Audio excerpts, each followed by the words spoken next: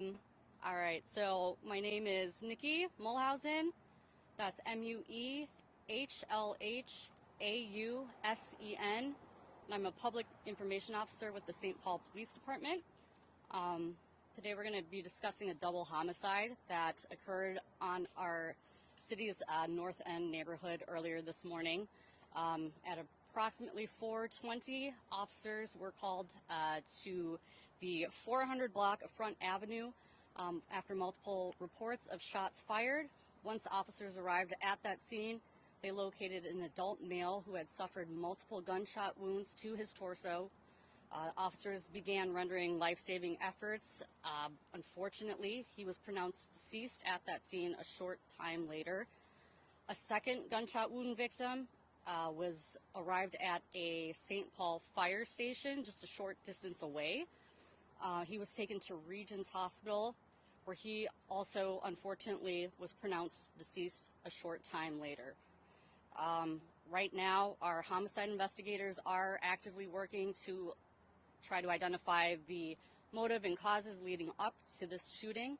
But what we can say right now that we want to make very clear is that this incident appears to be domestic in nature, and that these two individuals knew of each other, and that these two individuals were also the two that fired shots at each other.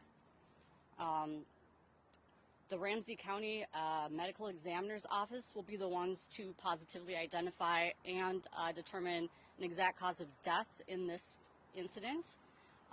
We will have further information about this case as we get them on our X account, which is SPPDMN. So we'll provide updates there. And this is our 10th and 11th homicides of the year for 2025 for St. Paul. With that, is there anything that I can answer for anybody? How's that compared to last year? At this point, last year we were at 23 homicides.